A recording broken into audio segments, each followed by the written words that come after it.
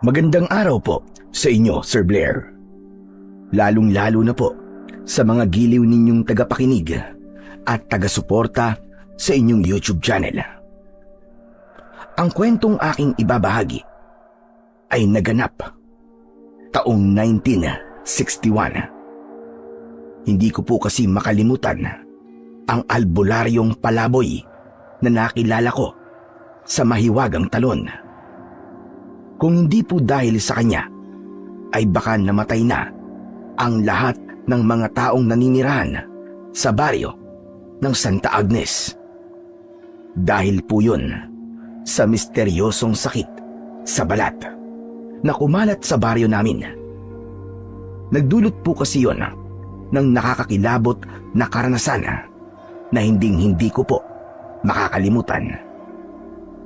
Bago ko nga po pala simulan ang aking istorya, ay nais ko lamang pong ipaalam sa inyo na ang pangalan at lugar na aking ginamit ay sinadya ko pong binago upang mapangalagaan ang kaligtasan ng totoong lugar na pinangyarihan ng aking kwento.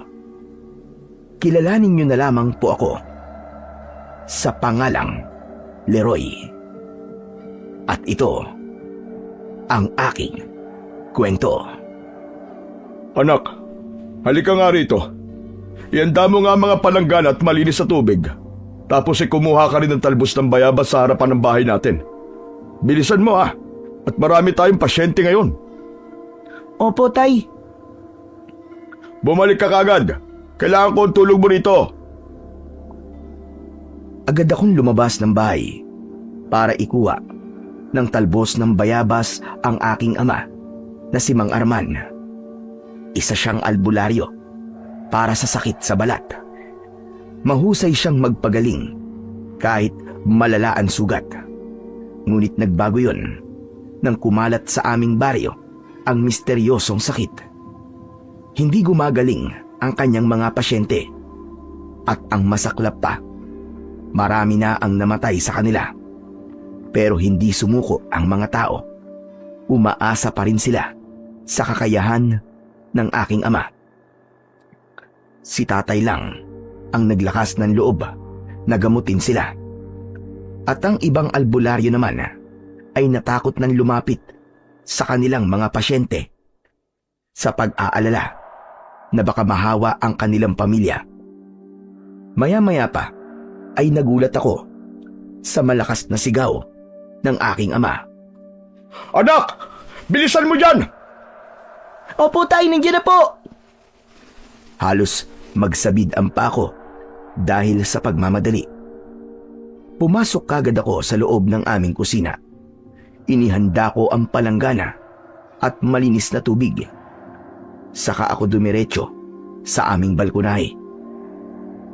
Nadatnan ko ang 5 pasyente ni tatay habang nakapila sila. Butil-butil ang kanilang pawis sa noo habang nanginginig ang kanilang katawan dahil sa pagpipigil ng sakit na nararamdaman. Ang iba naman ay marungis ang damit dahil sa dumikit na likido mula sa kanilang namamasang sugat. Kasalukuyang ginagamot ni tatay ang kaibigan niyang si Mang Sabater. Nakaupo siya sa bangko na gawa sa kahoy sa harap ng lamesa ni tatay. Wala siyang damit pang itaas, kaya kitang-kita ko ang mga sugat niya sa balat. O anak, ano pang tinatayo-tayo mo dyan? Halika na, tulungan mo ako rito. Linisan mo ang sugat ng ibang mga pasyente. Tay, kayo na lang po maglinis ng sugat nila. Kasi Arman, nandidiri yata sa mga pasyente ang anak mo Hindi siya pwedeng maging albularyo at sumunod sa yapak mo. Mahina ang sikmura Bata pa naman si Leroy, kaya ganyan ang reaksyon niya. Sinamaan ako ng tingin ni tatay dahil sa sinabing yun ni Mang Sabater. Ayaw pa naman niya sa lahat ay ang makita akong nandidiri sa kanyang mga pasyente. Hindi naman niya ako masisisi dahil kakaiba na talaga ang simoy ng hangin sa loob ng balkonahe namin. Idagdag pa ang amoy na parabang nabubulok na laman ng tao. Halos hindi na nga ako makahinga. Lalo na kapag meron akong naririnig na dumadaing dahil sa labis na kirot sa kanilang sugat. Kasabay pa ng umaaligid na mga langaw sa kanilang katawan. Ilan lamang yon sa paghihirap na nararanasan ko sa tuwing tumutulong ako kay tatay. Kaya naman, napilitan akong sundin ang utos ng aking ama. Dahil siguradong kapag umalis na ang kanyang mga pasyente, ay makakatikim ako ng palo mula sa kanya. Ilang saglit lamang ay nabaling ang atensyon ko sa garapon na iniabot ni tatay kay Mang Sabater. Salamat sa gamot, Arman. Mabuti na lang at hindi mo na ako tinanggihan, kagaya ng ginawa mo sa akin doon. Ikaw naman nakaraan na yun, Sabater. Isa pa, hindi kita tinanggihan. Ikaw ang kusang lumayo sa akin. Teka, matanong ko lang. Hindi mo na ba hahanapin ang mag-ina mo? Hindi ko na hinahanap ang mga taong matagal nang umalis. Hindi ko na sila pamilya. Dahil iniwan din nila ako sa panahon na kailangan ko sila. Paano kung bumalik sila sa lugar na to para bumawi sa'yo? Hindi yun mangyayari. Dahil hindi ko na sila tatanggapin. Isang malalim na buntong hininga ang pinakawalan ng aking ama. Baka sa kanyang muka ang lungkot at panghihinayang. Maya-maya pa ay tumayo si Mang Sabater. Bueno, salamat ulit sa gamot, Arman. Walang anuman, Sabater. Siya nga pala. Bakit pala nagkaroon ka ng mga sugat sa balat? Ano ba nangyari? Visit kasi mga linta na yun eh. Sa bukid ko pa napiling manirahan. Bago pa man matapos ang pagtatanim ko ng palay, abay tagtag na ako ng kagat sa mga linta. Balak pa yatang ubusin ang dugo ko. Wala, sige na. Ako itutuloy na. O sige na, makakaalis ka na. Huwag mong kalimutang inumin ang katas ng sambong at yung bayabas bago ka matulog. Isang tango ang tinugon ni Mang Sabater bago siya umalis at lumabas ng aming bahay. Pagkatapos ay binalingan naman ako ni tatay. Anak, akin na nga ang palanggana at ako na magpapatuloy sa ginagawa mo. Saka lamang ako nakahinga ng maluwag nang kunin sa akin ni tatay ang palanggana. Ipinagpatuloy niya ang paglilinis sa sugat ng kanyang mga pasyente. Pagkalipas ng ilang minuto, nagulat ang mga tao sa biglang pagbagsak sa sahig ng isa sa mga pasyente ni tatay na si Mang Dario.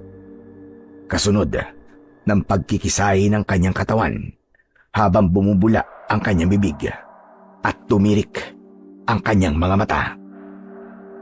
Tay, ano po nangyayari kay Mang Dario? Bakit po merong mga marka na lumilitaw sa kanyang balat? Pagkatapos po, sumusuka po siya ng kulay itim na likido na sobrang baho po. Dahil malala ng kanyang sakit, anak. Dahil sa sinabing yun ni tatay, nagkagulo ang ibang mga pasyente dahil sa labis na takot. Nagsigawan silang lahat nang biglang kagatin ni Mang Dario ang sarili niyang kamay. Nanginginig siya na parabang gutom na gutom. Wala akong ibang narinig na ingay mula sa kanyang bibig, kundi ang malakas na pag-angil na parabang galit na aso. Tay! Pigilan niyo po siya! Tulala na nakatayo lamang si tatay habang pinapanood niya kung paanong sinasaktan ni Mang Dario ang kanyang sarili. Hindi niya pinansin ang sinabi ko. Muli akong napasulyap sa gawi ni Mang Dario habang naluluwa ang aking mga mata dahil sa eksenang tumambad sa aking paningin. Tay, wala po ba kayong gagawin para tulungan po si Mang Dario? Kawawa naman po siya. Ginawa ko na ang lahat, anak. Subalit hanggang ngayon, hindi ko pa rin alam kung ano ba talaga ang sakit niya. Kapag ginagamot ko naman siya, mas lalo lamang lumalala ang kalagayan niya. Hindi ko na rin alam ang gagawin ko. Napaatras ang mga tao nang muling magsuka ng malapot na likido si Mang Dario. Umalingasaw ang baho na parabang tubig sa kanal, kasabay ng paglapit ng maraming langaw na dumapo sa katawan nito. Pagkatapos ay lumitaw ang maraming letra sa balat ni Mang Dario na hindi ko naman maintindihan kung ano ang ibig sabihin. Maya-maya pa, lumabas sa kanyang ilong, tenga at mga mata ang kulay itim na likido na bumukal mula sa loob ng kanyang katawan. Ang iba ay dumaan sa butas-butas na niyang balat hanggang sa tuluyang tumigas ang kanyang katawan. Binawian siya ng buhay sa harap naming lahat, habang si tatay naman ay biglang namutla ang labi at naluluwa ang kanyang mga mata na nakatitig sa wala ng buhay na pasyente niya. Tay, patay na po si Mang Dario! Diyos ko, mahabagin langit. Bakit po nangyayari ito? Anong klaseng sakit ba ang dumapo sa katawan ni Dario? Tay, nakakatakot po ang itsura niya. Lumitaw po ang maliliit na butas sa kanyang balat na para bang sinaksak siya ng pako. Hanggang ngayon po ba, hindi niyo pa rin alam kung ano po ang sakit niya, Tay? Oo, anak. Hanggang ngayon hindi ko matukoy kung anong klaseng karamdaman ang dumapo sa kanya. Dahil sa sagot ni tatay sa akin, isang pasyente ang hindi nakapagpigil na hindi pagsalitaan ng masakit ang aking ama. Sinabi nito na albularyo daw si tatay, pero wala daw alam kung anong sakit ang dumapo sa kanyang pasyente. Nagpahabol pa ito na wala raw kwentang manggagamot si tatay at isang peking albularyo. Sobrang dinibdib ni tatay ang kanyang mga narinig, kaya kahit lumipas na ang 1 linggo magmula nang mangyari yon, hindi pa rin makalimutan ng aking ama ang nangyari kay Mang Dario. Idagdag pa ang imbestigasyon sa kanya ng mga pulis na mas lalong nagpabigat sa kanyang nararamdaman. Nagbago ang kanyang ugali at naging mainitin na ang kanyang ulo. Isang umaga ay nadatnan ko si tatay na sinisigawan niya ang isang matandang palaboy na nag-aabot lamang ng bote rito. Agad akong lumapit sa kanilang kinaroroonan para awatin si tatay. Tay, tama na po! Bakit niyo po sinisigawan si Lolo? Hoy, Leroy! Huwag kang makialam dito, ha? Baka samain ka sa akin. Matigas ang ulo na matandang to, eh. Sabi ko na hindi ako nauuwaw.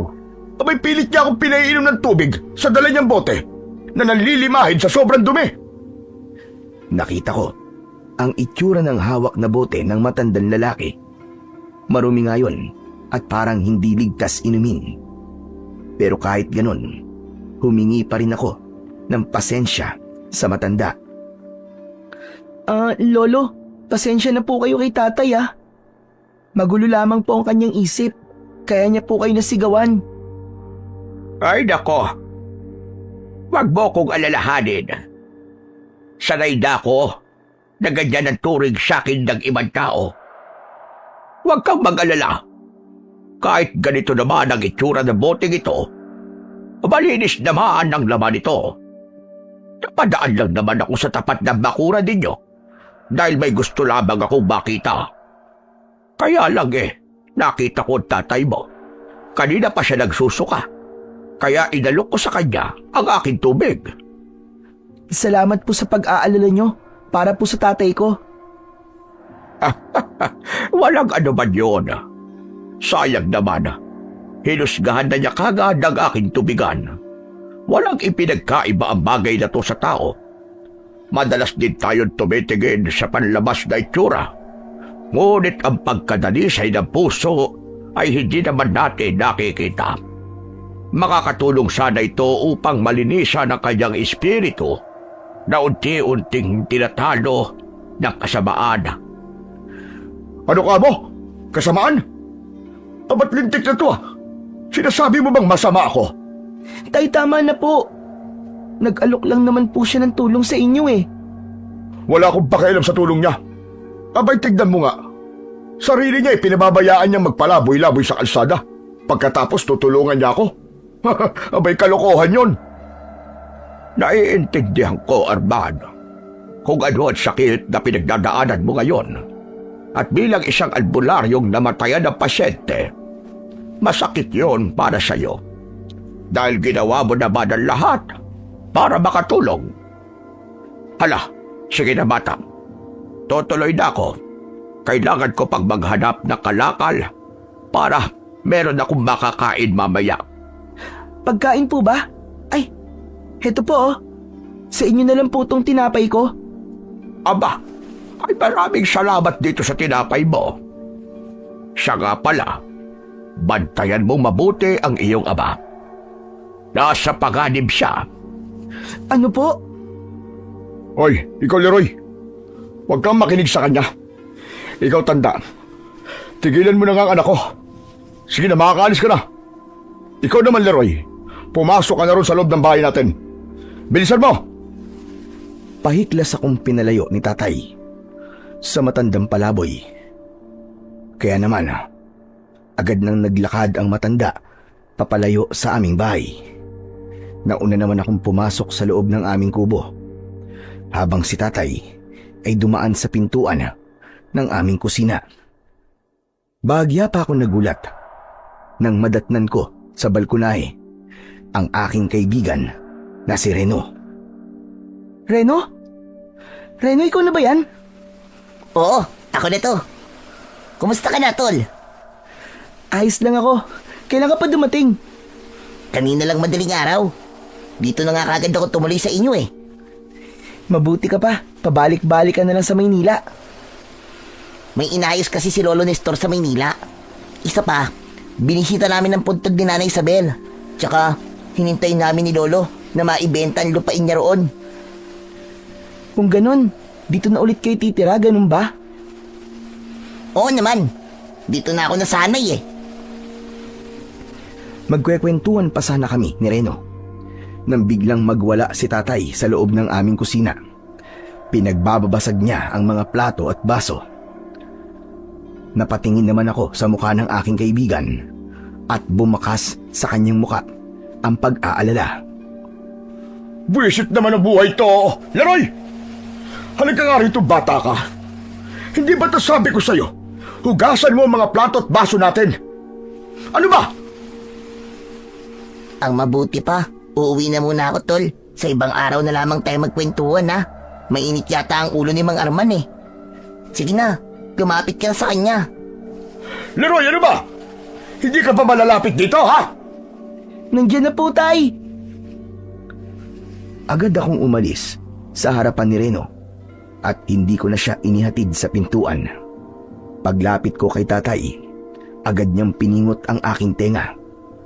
Malakas ang aking sigaw dahil yon ang kauna-unahang pagkakataon na sinaktan ako ng aking ama.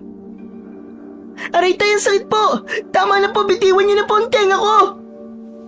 Kapag tinatawag kita, lalapit ka kagad, ha? Opo, tay, sige na po, bitiwan niyo na po ang tenga ko. Ang sakit na po. Talagang masasaktan ka sa akin kapag inulit mo pa ito. Hala, sige. Hugasan mo na ang mga pignan at pagluto ka na. Lintik na buhay to. Buwisit talaga. Pabalya akong tinulak ni tatay sa lababo. Saka siya lumabas ng kusina. Pumatak ang masaganang luha sa aking mga mata. At mula sa bintana, nakita ko sa labas ang nakatayong si Reno. Baka sa kanyang muka ang awa para sa akin. Tahimik siyang umalis at bagsak ang balikat nang maglakad siya palabas ng aming bakuran. Ayos lang yan, Leroy. May pinagdadaanan lamang si tatay. Bulong ko sa aking sarili upang mabawasan ang sama ng aking loob. Lumipas pa ang 2 araw ay palala ng palala si tatay. Madalas na siyang umiinom ng alak at nagwawala. Kung minsan pa nga ay naghahamon ng away. Hindi ko alam kung ano ang malalim na dahilan at biglang nagkaganon ang aking ama. Gusto ko nang umalis at iwan siya. Hindi ko naman kaya dahil alam kong may pinagdadaanan lamang siya. Hanggang isang gabi ay bigla niya akong pinagbuhatan ng kamay dahil nahilaw ang aking sinaing. Tay, hindi ko naman po sinasadya na mahilaw po ang sinaing eh. Patawarin niyo na po ako, tay. Hindi na po mauulit. Hindi sinasadya. Kung binantay mo na maayos ang sinaing, hindi yan mahihilaw. Wala ka na nga silbi. Nagtasayang ka pa ng bigas. Hala, sige. Ubusin mo. Huwag kang magtitira kahit na ilang butil. Kainin mo ang hilaw na kanin. Dala ng labis na galit ng aking ama. Isinubsob niya ako sa kaldero. Dahil mainit yon, napaigtad ako at tumakbo ng mabilis palabas ng aming bahay. Saan ka pupunta, ha? Bumalik ka rito! Kapag naabutan kitang lintik na bata ka, pagbabali-baliin ko mga buto mo! Dahil sa bantang yon sa akin ni tatay, halos hindi lumapat ang aking mga paa sa lupa dahil sa takot. Wala rin akong mahinga ng tulong dahil iwas ang mga tao sa aking ama. Maya-maya pa ay narinig ko ang boses ni Reno na nagtatago sa likod ng puno. Leroy! Leroy, dito, dali! Dito ka magtago! Bilisan mo! Mabilis akong lumapit kay Reno at agad na nagtago sa likod ng puno. Doon na tuluyang umagos ang masaganang luwa sa aking pisngi. Naramdaman ko naman ang palad ng aking kaibigan sa aking likod. Kaya mo yan, tol. Alam kong pagsubok lamang ito sa'yo. Malalampasan mo rin ito. Parang gusto ko nang sumuko, Reno eh. Hindi ko na kayang tagalan ng ugali ni tatay. Baka naman may pinagdadaanan lamang si Mang Arman. Kahit na meron pa siyang pinagdadaanan, isipin naman niya ang kalagayan ko. Siya na lamang ang pamilya ko. Siya ang inaasahan kong magpoprotekta sa akin. Pero siya pa ang nananakit sa akin. Tignan mo ang katawan ko, tol. Ayan ang mga marka ng pananakit niya sa akin. Diyos ko, bakit marami kang pasa at latay sa katawan mo? Hindi ko akalain na magagawa yan sa inyo, Mang Arman. Napakasama niya. Bigla kaming natigilan ni Reno nang marinig namin ang malakas na sigaw ni tatay. Leroy! Lumabas ka dyan, lintik na bata ka! Huwag kang magtago! Galit na galit si tatay. Ngunit bakas sa kanyang boses na parabang may iniinda siyang sakit. Sumilip ako sa aking pinagtataguan at nakita ko ang aking ama na nakaluhod sa lupa. Leroy, nasan ka? Lumabas ka! Malilintikan ka talaga sa akin, bata ka! Mapapatay na talaga kita! Biglang sumuka ng kulay itim na likido si tatay. Nanlalaki ang aking mga mata at nagsipagtayuan ang mga balahibo ko sa katawan dahil sa takot na nararamdaman. Biglang bumagsak si tatay sa lupa habang hinahaplos ang kanyang dibdib. Hindi ko na siya natiis. Agad ko siyang nilapitan. Sinamahan ako ni Reno na hindi rin makapaniwala sa kanyang nasaksihan. Tay! Tay, ano po nangyayari sa inyo, tay? Nahihirapan akong huminga. Tulungan mo ako, anak! Tol, alalayan natin makabangon si Mang Arman. Mukhang may sakit siya. Agad naming pinagtulungang itayo si tatay. Kaya naamoy namin ang mabahong singaw ng kanyang katawan. Tay, bakit parang... May sakit na rin ako. Kagaya ng sakit ng aking mga naging pasyente. Pagtapat namin sa liwanag ng buwan, saka ko lang nakita ang mga sugat ni tatay sa balat. Napaiyak ako dahil sa labis na pag-aalala. Pero pinalakas ni Reno ang loob ko nang sabihin niyang may alam siyang gamot na makapagpapagaling sa sugat ni tatay. Subukan lang natin kung gagala sa sugat ni Mang Arman ang katas ng ligaw na dahon ng ampalaya.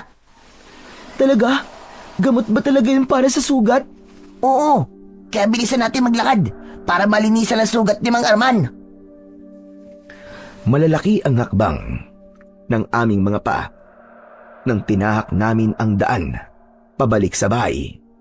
Pagkalipas ng ilang minutong paglalakad, narating namin ang aming tahanan. Agad naming inihiga si tatay sa kanyang katre at nagplano kung paano ako makakahanap ng ligaw na dahon ng ampalaya.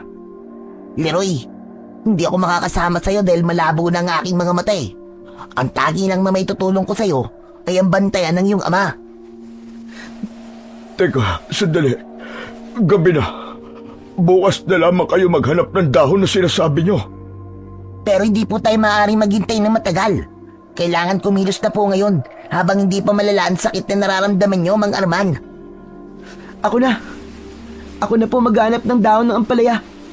Maliwanag naman ang sikat ng buwan at meron tayong gasera. Malinaw ko pong makikita ang daan. Patawarin mo ako, anak. Hindi ko sinasadyang saktan ka. Pagkatapos niyang sabihin yun, bigla na lamang napasigaw si tatay habang namimilipit siya sa labis na sakit ng tiyan. Eto na naman! Napakasakit ng sugat ko! Parang may mga insektong pumupunit sa laman ko! Hindi ko mapigilan ang sakit! Aray ko! Sige po, tay. Konting tiis lang po. Hahanap po ako ng gamot para sa inyo. Reno, ikaw na munang bala kay tatay ha. Linisan mo ng talbos ng bayabas ang kanyang sugat. Sadali lang, babalik agad ako. Sige tol, basta mag-iingat ka. Mabilis kong dinampot ang itak at gasera. Agad akong tumakbo sa labas ng bahay at tinahak ang mabatong kalsada papunta sa kakawyan. Lakad at takbo ang ginawa ko para makarating kagad sa gitna ng kagubatan. Saglit akong tumigil sa paglalakad at inilinga ko ang aking paningin sa paligid.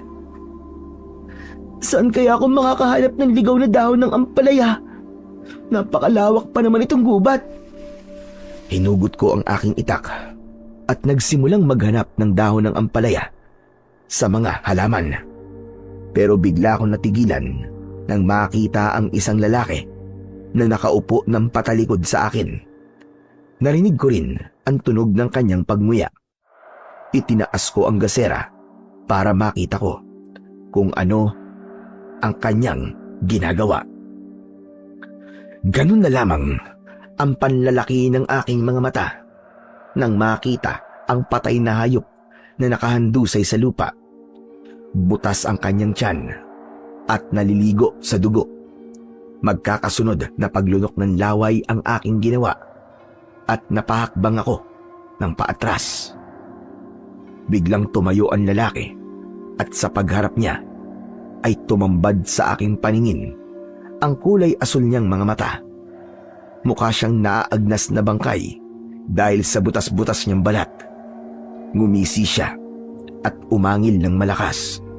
Lumitaw ang malalagari niyang mga ngipin na may bahid pa ng dugo. Mabilis siyang sumugod papalapit sa aking kinaroroonan. Nabitiwan ko ang gasera at kumaripas ako ng takbo. Tulong! Tulungan niyo ako! Saklolo! Halos hindi na lumapat ang aking mga paa sa lupa para lamang makalayo sa nilalang na humahabol sa akin. Bigla kong naramdaman ang pagkapit ng kamay ng aswang sa aking damit. Malakas niya akong hinila at bumagsak ako sa lupa.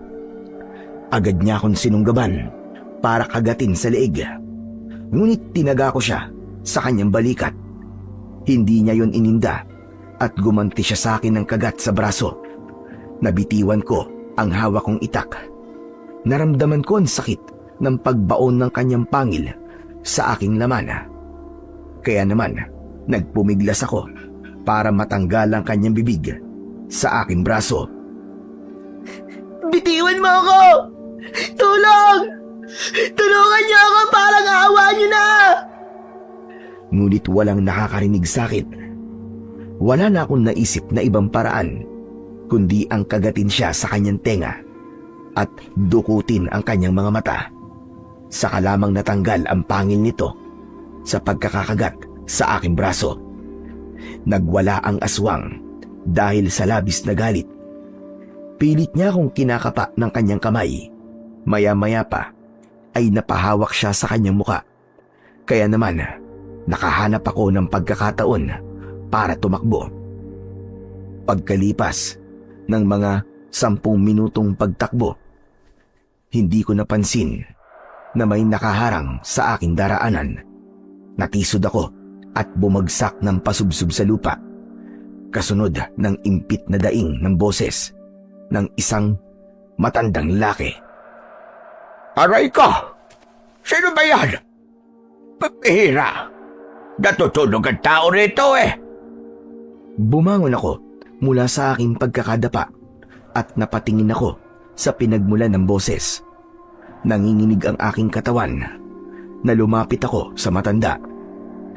Lolo? Kayo po ba yan? Bumangon ang matanda mula sa pagkakahiga nito sa lupa at tinignan niya ako. Bumakas sa kanyang muka ang pagtataka. Leroy! Abay, anong ginagawa mo sa lugar na ito? Umalis po muna tayo rito. Bilisan niyo po.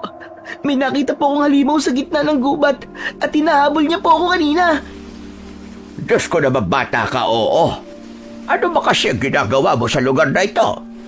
Hindi mo ba alam na madalas itong puntahan ng mga ganong klaseng nilalang para maghanap ng pagkain?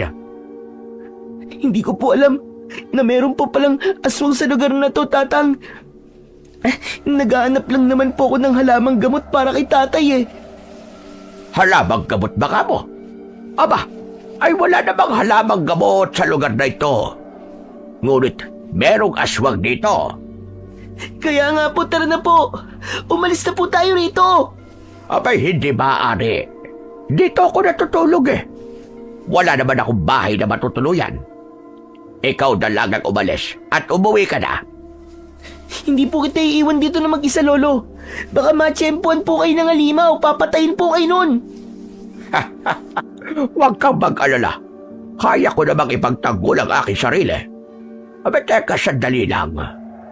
May sugat ka yata sa braso Kinagat po ako ng aswang eh. Abay, kailangan magamot kagad yan. Baka yan ay lumala pa.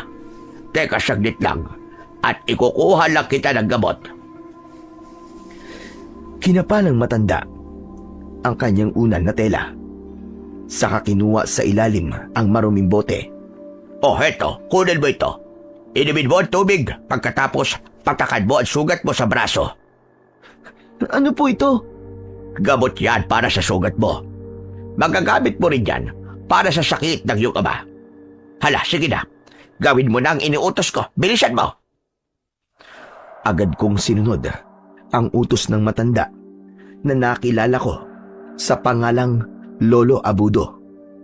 Naramdaman ko ang pagguhit ng malamig na tubig sa aking lalamunan hanggang sa aking tiyan. Maya-maya pa ay biglang guminhawa ang aking pakiramdam. Hala? Paano nangyari yun? Biglang nawala ang pananakit po ng sugat ko. Kung ganun, pwede ko rin po itong gamitin kay tatay, Lolo Abudo. Oo naman. Kagaya na sinabi ko sa'yo, mabilis ang gamot at tubig. Isa pa, hindi isang simpleng sakit ang dumapo sa iyong ama, kundi kagagawa ng isang mambabarang. Isang barang na gawa ng taong may alam sa itim na karunungan.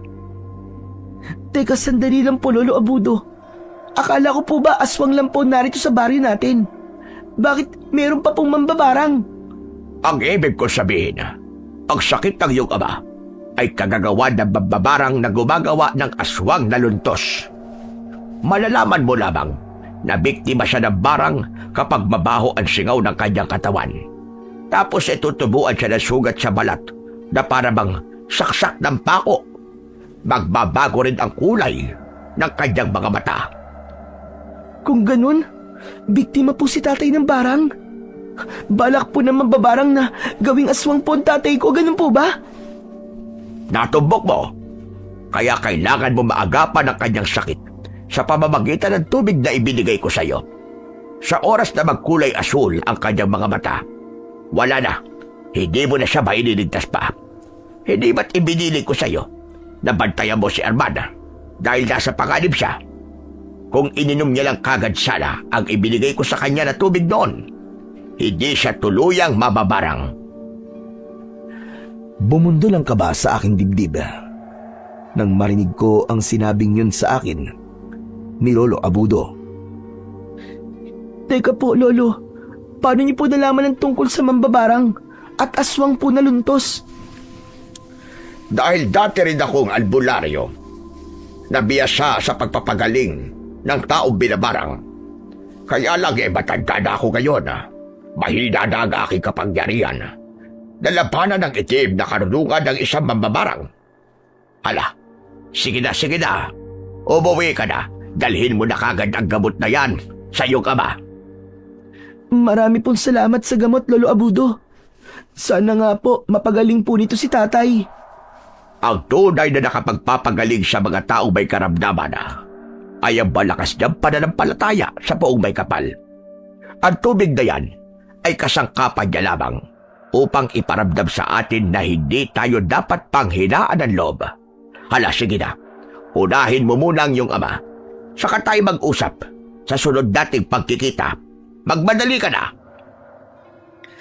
Pagkatapos kong magpaalam kay Lolo Abudo, ay mabilis akong tumakbo pabalik sa bahay. Diretso akong pumasok sa loob ng kwarto ng aking ama. Nadatnan ko si Reno habang binabantayan niya si tatay. Tol, wala akong nahanap na ligaw na daon ng ampalaya eh. Pero may dala akong gamot para kay tatay. Ha? Anong klaseng gamot yan? Tubig lang to, Tol. Ngunit mabisa. Nasubukan ko na to nang gamutin ko ang sugat ko kanina. Dahil sa akin sinabi, nag-alala si tatay. Bumalikwas siya ng bangon. Anak, ano nangyari sa'yo? Bakit may sugat ka? Ikinuwento ko kay tatay ang tungkol sa aswang na luntos na umatake sa akin sa kagubatan, pati na ang epekto ng gamot sa aking katawan, maging ang dahilan ng pagkakaroon niya ng sakit na kagagawan ng isang mambabarang. Sinasabi ko na nga ba't may kakaibang enerhiya ang pumipigil sa akin sa tuwing nanggagamot ako? Ginamitan niya ako ng itim na karunungan, kaya nangyari to sa akin. Humanda siya. Hindi ko to palalampasin. Tay, sabi po ni Lolo Abudo, naiwasan daw po sana ang barang niyo sa katawan kung nainom niyo raw po agad ang tubig na inaalok niya sa inyo. Ano? Lolo Abudo mo ka mo? Siya ba yung matandang palaboy na sinigawan ko? Opo, Tay, siya nga po yun. Diyos ko, bakit di ko siya nakilala? Ang laki na ng pinagbago niya. Teka, sandali lamang po, Mang Arman. Batay po sa reaksyon nyo, parang kilala niyo po si Lolo Abudo. Sino po ba siya? Isa siyang albularyong palaboy na itinakwil ng kanyang mga anak. Pagkatapos na hindi niya mailigtas ang sarili niyang asawa, sinisi siya ng mga tao at iniwan. Magmula nun, bigla na lamang siyang nawala at ngayon na lang ulit nagpakita. Malungkot po palang naging buhay ni Lolo Abudo. Teka, sandali lang po, Tay. Uminom na po muna kayo ng tubig bago ko po patakan ng sugat nyo. Kailangan niyo pong magamot daw kaagad eh. Nanginginig ang kamay ni tatay nang hawakan niya ang bote. Mabilis siyang uminom. Pagkalipas ng ilang minuto, umaliwalas ang kanyang muka. Napakahusay naman ang tubig na to, anak. Abay, akalain mo, biglang nawala ang pananakit ng sugat ko. Ganyan din po nangyari sa akin kanina, Tay. Nagulat din po ako sa bisa ng tubig. Kung ganun, kailangan ko pong mahanap si Lolo Abudo para humingi sa kanya na mas maraming tubig. Malaking tulong po ito para sa mga taong biktima ng barang. Grabe. Ano naman kaya ang motibo ng mambabarang na yun? Bakit siya gumagawa ng aswang na luntos? Wala siyang puso. Napakasama niya. Kung sino man siya, hindi siya makakaligtas sa parusa ng Diyos. Isa pa sa tingin ko, ang pambabarang sa tao ay parang paghiganti sa mga taong nanakit sa kanya. Yun lang ang nakikita kong motibo ng mambabarang para gumawa siya ng aswang na gagamitin niya sa pag-aasik ng lagim. Sa pagkakataong ito, kailangan natin ang tulong ni Tatay Abudo, anak. Hanapin mo siya. Gusto ko siya makausap. Sige po, hahanapin ko po si Lolo Abudo. Mag-iingat ka, tol. Baka matsyempuan mo ulit ang aswang na lugtos. Sige, salamat tol. Kung alam ko lang kung saan mahahanap si Tatay Abudo, hindi ko hahayaan na pumunta ka sa gubat, Leroy. Nag-aalala ko sa kaligtasan mo, anak. Tay, wag po kayo mag-alala. Ako pong bahala. Kasama ko po palagi ang Panginoon. Alam ko po, nagagabayan niya po ako. Siya nga po pala, Mang Armand. Kailangan ko na din pong ipaalam sa mga tao na biktima sila ng barang. Hindi pa ito tamang oras, Reno. Kailangan muna natin makausap si Tatay Abudo para sa gamot. Sa ngayon, kailangan natin na matinding paghahanda. Lalo na at wala tayong ideya kung sino ang mambabarang na yon. Pagkatapos namin magkasundo, nahanapin si Lolo Abudo, ay nagpalipas muna ako ng ilang araw bago ako nagtungo sa gubat. Binalikan ko ang lugar kung saan ko unang nakita ang matanda. Subalit wala siya roon. Maya-maya pa ay narinig ko ang malakas na ingay ng pagbagsak ng tubig mula sa kabilang banda ng kakahuyan. Talon? Meron talon sa gitna ng kagubatan? Nilapitan ko ang pinagmumulan ng ingay ng tubig habang naririnig ko ang halakhak ni Lolo Abudo. Nagsasalita siya na para bang may kausap ito. Nagtago ako sa makapal na halaman at nagulat ako sa aking nakita. Hala, wala naman siyang kausap pa.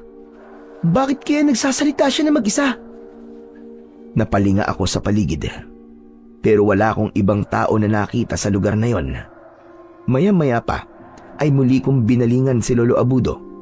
Nakaupo siya sa tapat ng binabagsakan ng tubig. Pagkatapos ay pumikit ito na para bang nagdadasal. Naghintay pa ako ng ilang minuto pero bigla akong ginapangan ng kulay berdeng ahas sa paa. Dala ng takot, mabilis akong tumayo. Nawalan ako ng balanse at diretso akong bumagsak sa tubig. Lolo Abudo! Tulong! Tulungan niyo po ako! Hay nako! Pambihira! Bakit ka ba kasi naninilip, ha? Iyan tuloy ang napapala ng batang naboboso. Lolo Abudo! Tulungan niyo na lang po ako! Huwag kang mag-alala. Papabaw lang naman dyan. Pambihira ka naman, bata ka, oo. Para ka kinakatay na pawikan. Tumayo ako at nakita ko na hanggang bewang ko lang pala ang tubig. Diyos ko, muntik na akong atakihin sa puso. Akala ko pa naman malalim dito. Umahong ka na dyan. Huwag mo dumihan ang malinis sa tubig ng talon. Lumapit ka rito, dalian mo. Saka ko lang napagmasdan ang magandang itsura ng talon. Napapalibutan yon ng magagandang bulaklak. Ang tunog naman ng pagbagsak ng tubig sa batuhan ay para bang musika sa aking pandinig. Magaan yon sa pakiramdam na para bang inaalis ang takot ko sa aking dibdib. Sandali nga. Bakit ka ba nagpunta rito, ha? Tsaka paano mo natagpuan ang talon na ito? Bakit po, Lolo Abudo? Wala pa po bang nakakapunta dito? Maliban po sa inyo? Abay, oo naman. Kung maraming tao ang nakakaalam sa lugar na ito, hindi mananatili ang kagandahan at kalinisan ng lugar na ito. Para sa akin, isa itong paraiso. Asya nga pala, ano bang ginagawa mo sa lugar na ito? Ang totoo po niyan, hinahanap ko po kayo eh. Kailangan ko po ang tulong nyo. Isa pa, hihingi na rin po ako ng tubig. Wala na po kasing laman yung bote. Abay kung ganon, ginamit mo lahat ng laman ng bote sa iyong ama. Opo, At sobra po siya nagpapasalamat sa inyo. Tsaka pasensya na raw po kayo kung hindi raw po niya kagad kayo nakilala. Wala yun sa akin. Kaya wag siyang mag-alala. Hala, sige na. Magsalok ka na ng tubig. Ho? Ang ibig niyo pong sabihin, ang tubig po na ipinapainom niyo sa akin ay nanggaling po sa talon? Oo naman. May iba pa ba akong pagkukunan ng tubig? Hala, sige na. Huwag nang marami ang tanong. Isahod mo na yan sa direktang binabagsakan ng tubig mula sa itaas. Akala mo siguro kumuha ako ng tubig sa mismong pinagliliguan ko, ano? Tama po kayo. Yun po talaga ang akala ko eh. Tumawa ng malakas si Lolo Abudo nang makita niya ang reaksyon ko. Nang makakuha naman ako ng tubig sa talon, ay naupo ako sa tabi ni Lolo Abudo. Lolo Abudo, hindi ko po alam na mabisa po ang tubig ng talon sa sugat po na gawa ng barang. Talaga mabisa ang tubig na naggagaling sa talon na ito. Dahil dalisay ito, binubura ng kanyang kalinisan ang maruming ritual na ginamit ng mambabarang sa kanyang biktima. Siya nga pala. Meron pala akong ibibigay sa iyo. Dinukot ni Lolo Abudo ang tirador sa loob ng bulsa nito. Saka iniabot sa akin. Tirador? Para saan po to? Para sa mga aswang na luntos. Magagamit mo yan laban sa kanila. Protektahan mo ang mga tao laban sa nalalapit na pagsalakay ng kampo ng kadiliman. Pero wala po akong sapat na kakayahan pagdating po sa pakikipaglaban eh. Tsaka, bakit po ako, Lolo Abudo? Dahil ikaw ang napili ko. Ganun lang kasimple. Ikaw ang lalaban sa puwersa ng kadiliman. Naku po, hindi ko po yata kaya yun. Iba na lang po ang bigyan nyo ng maiwagang tirador. Ngunit ikaw lang ang may karapatang mangalaga sa sandata. Dahil nakikita ko sa iyo ang kakayahan ng isang manunugis ng aswang. Alam kong hindi magiging madali ito para sa iyo. Pero may tiwala ako sa iyo, Leroy. Ito na ang pagkakataon mo para mapigilan ang mga aswang na luntos. Dahil kung hindi mo ito gagawin, hindi mo maililigtas ang mga biktima. May magagawa pa po ba ako para tumanggi? Walang dahilan para tumanggi ka sa alok ko. Dahil kusa kang pinili ng kalikasan. Sa susunod nating pagkikita, Leroy, ituturo ko naman sa iyo ang ritual na tatalo sa mambabarang. Kailangang isagawa yun sa kabilugan ng buwan. Dito mismo, sa lugar na ito. Sige po, tatanggapin ko po ang alok nyo para matigil na po ang kasamaan ng mambabarang. Salamat, Leroy. Alam ko magtatagumpay ka laban sa puwersa ng kadiliman. Hala, sige na. Kumuha ka na ng mga bato sa ilalim ng tubig. Piliin mo ang may katamtamang sukat para sa bala ng iyong tirador. O sige na. Ay, kailangan ko nang umalis. Magkita na lamang tayo rito sa kabilugan ng buwan. Tumayo si Lolo Abudo. Saka siya umalis at naiwan akong mag-isa sa lugar na yon. Sinimulan ko namang manguha ng mga bato para sa tirador ko. Pagkatapos ay umalis na ako sa lugar na yon. Pagdating ko sa bahay ay nadatnan ko roon si tatay. Ikinuwento ko sa kanya ang mga pinag-usapan namin ni Lolo Abudo. Bumakas sa kanyang muka ang lungkot. Alam mo bang, si Tatay Abudo ang unang nagturo sa akin kung paano manggamot. Ngunit hindi ko natutunan ang mga yon. Hanggang sa sumuko na ako at inaral ang mga simpleng panggagamot lamang. Sayang, hindi ko siya kagad nakilala. Sinayang ko ang pagkakataon na makausap siya. Hayaan nyo na po, tay. Ang mahalaga ay may gamot na po tayo laban sa barang. May magagawa na po ulit kayo para makapagpagaling po ng sakit ng mga tao. Hindi na ako gagawa niyan, anak. Kundi ikaw na. Ikaw na ang bagong albularyo ng ating baryo. Ano po? Paano nangyaring ako na po ang bagong albularyo? Nang tinanggap mong sandatang yan at ang boteng naglalaman ng tubig na nanggaling sa talon, naisalin niya na sa iyo ang kanyang kakayahan sa paggagamot. Anak, kahit ako, hindi ko pa nararating ang kinaroroonan ng talon na madalas puntahan ni Tatay Abudo.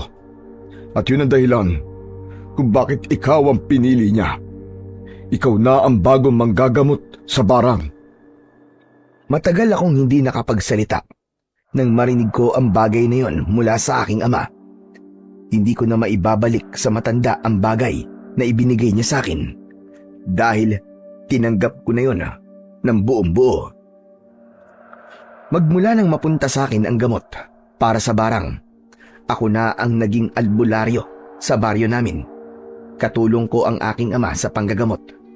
Ngunit hindi lahat ng biktima ng barang ay naililigtas ko dahil ang iba ay malala na.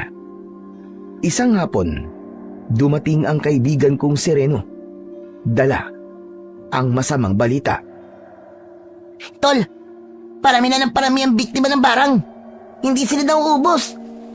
Hanggat hindi natin nakikilala kung sino ang mababarang, patuloy lamang siya mambibiktima. Mamayang gabi, sisikat na ang bilog na buwan. Yun ang simula ng pagtuturo sa akin ni Lolo Abudo ng ritual na makakatalo sa kakayahan ng mambabarang na yon. Nag-aalala ako para sa'yo, Tol. Baka malapit lang sa atin ang kalaban at naghihintay lamang siya ng pagkakataon para umatake sa atin. Yan din ang inaalala ko, Reno. Hindi natin kabisado ang galaw ng kalaban. Isa pa, mas lalong dumarami ang mga namamatay kahit may gamot na tayo para sa kanila. Tsaka, malapit na rin maubos ang tubig sa bote. Kailangan ko na mas marami pa. Basta, palagi ka lamang mag-iingat, Leroy, ha? Ako naman ay magmamatyag sa mga tao sa paligid. Tutulungan kitang mahanap ang mambabarang. Pagkatapos naming mag-usap ni Reno, ay umuwi muna siya sa kanilang bahay. Pagsapit naman ng gabi, ay nagpaalam ako kay tatay para pumunta sa talon. Maya-maya pa, ay narating ko ang gitna ng kagubatan. Inilinga ko ang aking paningin sa paligid dahil hindi ko mahanap ang daan papunta sa talon. Anak naman ng putya, oh. Naliligaw na yata ako, ah. Dito rin ako nanggaling sa lugar na to kanina. Ay nako, kapag minamalas ka nga naman, hindi ko mahanap ang kinaroroonan ng talon. Dala ng labis na pagod sa ilang oras kong paglalakad, saglit akong nagpahinga sa ilalim ng puno. Pagkalipas ng 5 minuto, bigla akong nakarinig ng angil mula sa aking likuran. Naramdaman ko rin ang pag-iinit ng mahiwaga kong tirador. Dahan-dahan akong humarap. Ganun na lamang ang panlalaki ng aking mga mata nang tumambad sa aking paningin ang 3 aswang na luntos. Kumikislap ang kulay asul nilang mga mata habang nag-aagawan sa paglapit sa akin. Agad kong itinutok sa kanila ang hawak kong tirador. Sige, subukan niyo lumapit. Nang butasin ko ng bato ang noo nyo. Nanginginig ang aking kamay habang nakatutok ang aking tirador. Yun ang kauna-unahang pagkakataon na lalaban ako sa mga aswang na luntos. Mabilis na sumunggab sa akin ang isa sa mga aswang na nakatayo sa kanilang unahan. Ngunit nakaiwas ako at pinatamaan ko siya ng bala sa kanyang noo. Tumalsik siya sa damuhan at hindi na nakabangon. Nagpakawala ulit ako ng bato mula sa aking tirador. Ngunit nakaiwas sila at nagawa nila akong mahawakan si tigkabilaan kong braso. Hindi ako makagalaw dahil bumabaon sa aking laman ang matutulis nilang mga kuko. Bitiwan niyo ang mga braso ko kung ayaw niyo mamatay. Hindi nila ako pinansin. Sa halip, kinaladkad nila ako papunta sa mas madilim na bahagi ng kakauyan. Ayaw niyong makinig sa akin, ha? Malakas kong sinipa ang maselan na bahagi ng kanilang katawan, kasabay ng mabilis kong pagtirador sa kanilang leeg. Bumulwak ang kulay itim na likido mula sa kanilang sugat. Bumagsak sila sa lupa habang nagkikikisay ang kanilang katawan. Kumulo ang kanilang balat na parabang may mga insektong gumagapang sa ilalim ng kanilang laman. Ilang saglit pa, unti-unti silang natunaw hanggang sa naging malapot na likido. Mabaging langit! Paano nangyari to? Hindi kaya ito ang epekto ng mahiwagang tirador? Gulat na gulat ako sa naging epekto ng aking sandata sa katawan ng mga aswang na luntos. Maya-maya pa ay bigla kong naalala si Lolo Abudo. Kailangan ko nang mahanap ang kinaroroonan ng talon bago pa muling lumubog ang bilog na buwan. Kaya naman, agad akong tumakbo pabalik sa lugar kung saan ko unang nakita si Lolo Abudo. Saglit akong tumigil at inilinga ang aking paningin sa paligid. Maya-maya pa ay bigla akong narinig ang ingay ng pagpatak ng tubig sa batuhan. Sa wakas, nahanap ko na may wagang talon. Agad kong tinaak ang daan papunta sa kinaroroonan ng talon. Bumungad sa aking paningin ang nagliliwanag na tubig dahil sa refleksyon ng liwanag mula sa bilog na buwan. Mabilis akong lumusong sa tubig at nilinisan ko ang aking mga sugat sa braso. Maya-maya pa ay naramdaman ko ang pagginhawa ng aking pakiramdam. Totoo nga na may wagang talon na to. Pero, nasan kaya si Lolo Abudo? Bakit wala pa siya? Mahusay ang ginawa mo, Leroy. Ay nako, pambihira naman kay Lolo Abudo. Ginulat niyo naman po ako eh. Teka sandali. Ano po ang ibig niyo sabihin na mahusay po ang ginawa ko? Huwag niyo pong sabihin nakita niyo po ako kanina. Oo, nakita kita kanina. At napatunayan kong handa ka ng sumabak sa labanan. Kusa mong natutunan ang paggamit sa mahiwagang tirador. Kung gano'n nandun po kayo kanina at hinayaan niyo po akong atakihin ng 3 aswang na yon, paano po kung napahamak ako? Alam kong hindi yun mangyayari. Dahil kaya mo silang labanan. Lalo na at nasaksiyan mo kung ano ang epekto ng mahiwagang tirador sa katawan ng mga aswang na luntos. O ano? Anong masasabi mo, Leroy? Wala po akong masabi. Nakakasama kayo ng loob. Hala, sige na, huwag ka na magtampo. Pasensya ka na kung pinabayaan kita kanina. Yun lang kasi ang naisip kong paraan para matuto ka sa pakikipaglaban. Pero sa ngayon, kailangan na nating maisagawa ang pagtuturo sa iyo ng ritual laban sa kapangyarihan ng mambabarang. Teka, sandali lang po, Lolo Abudo. Kanina po kasi bago ako nagpunta rito, hindi ko po mahanap ang kinaroroonan ng talon. Sinadya kang iligaw ng gabay ko na diwata. Sinukat niya kung hanggang saan ang tiyaga mo. Kung ganun po, may gabay po kayo na isang diwata. Siya po bang dahilan kung bakit nagsasalita kayo na mag-isa? Oo, Leroy. Ang totoo dyan, ako lamang ang nakakakita sa kanya.